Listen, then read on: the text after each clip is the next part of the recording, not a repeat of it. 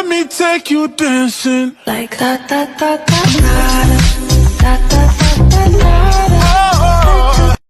Assalamualaikum warahmatullahi wabarakatuh. Perkenalkan, nama saya Dian Sepertiwi dengan NIM C0C019020, Prodi D3 Akuntansi, Angkatan 2019, mata kuliah Akuntansi Perpajakan. Baiklah, di sini saya akan menyampaikan materi mengenai aspek fiskal dari aset lancar berupa beban dibayar di muka. Biaya di muka adalah biaya-biaya yang dibayar terlebih dahulu sebagai kewajiban pada periode bersangkutan, sebelum perusahaan mengakui sebagai biaya pada periode yang akan datang.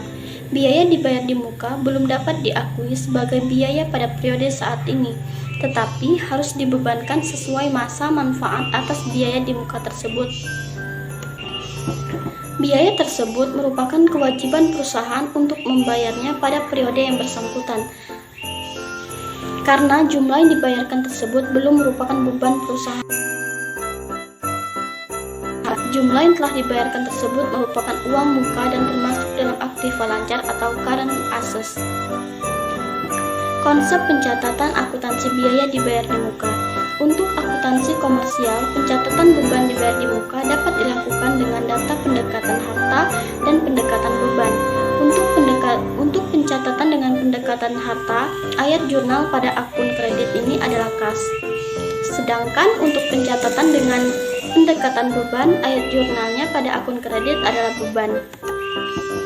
Menurut Will dan Kwok tahun 2011, beban dibayar di muka adalah pos-pos yang pada awalnya dicatat sebagai harta, tetapi diharapkan menjadi beban di kemudian hari setelah melampaui kegiatan normal perusahaan. Beban dibayar di muka dikelompokkan ke dalam aset lancar yang dapat berupa asuransi, sewa, dan pajak. Biaya dibayar di muka adalah biaya-biaya yang dibayar terlebih dahulu sebagai kewajiban pada periode bersangkutan sebelum perusahaan mengakui sebagai biaya pada periode yang akan datang. Pencatatan PPh pasal 4 dari penyewaan tanah dan bangunan. Pasal 4 Undang-Undang Pajak Penghasilan menyebutkan bahwa atas penghasilan berupa bunga deposito dan tabungan-tabungan lainnya, penghasilan dari transaksi saham dan sekuritas lainnya di bursa efek, penghasilan dari pengalihan harta berupa tanah dan atau bangunan, serta penghasilan tertentu lainnya, pengenaan pajaknya diatur dengan peraturan pemerintah. Pengenaan pajak penghasilan atau penghasilan berupa sewa tanah dan bangunan diatur dengan peraturan pemerintah nomor 29 tahun 1996, sebagaimana telah diubah dengan peraturan pemerintah nomor 5 tahun 2002. Menurut ketentuan tersebut, penghasilan berupa sewa tanah dan bangunan dikenakan PPh yang bersifat final. Besarnya PPh dipotong sebesar 10% baik atas penghasilan yang diterima oleh wajib pajak badan maupun orang pribadi dari jumlah bruto nilai penyewaan tanah dan atau bangunan tersebut. Pencatatan PPh pasal 23 dari penyewaan kendaraan bermotor dan aset tetap. Sewa atas kendaraan.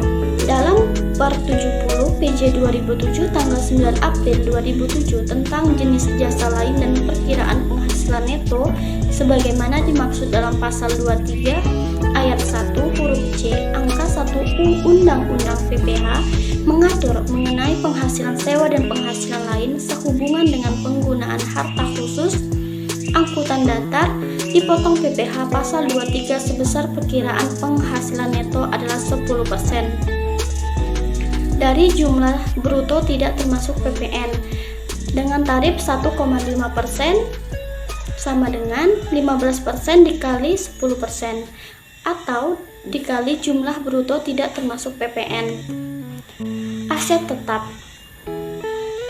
Tanggal 9 April 2007 tentang jenis jasa lain dan perkiraan penghasilan neto sebagaimana dimaksud dalam pasal 23 ayat 1 huruf C Undang-Undang PPh atas penghasilan sewa dan penghasilan lain sehubungan dengan penggunaan harta selain kendaraan angkutan darat untuk jangka waktu tertentu berdasarkan kontrak atas perjanjian tertulis ataupun tidak tertulis, kecuali sewa dan penghasilan lain sehubungan dengan persewaan tanah atau bangunan yang telah dikenakan PPH bersifat.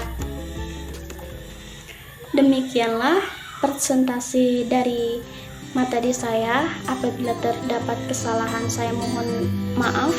Saya akhiri, wabillahi taufiq wal hidayat. Wassalamualaikum warahmatullahi wabarakatuh. You better run, faster on the bullet.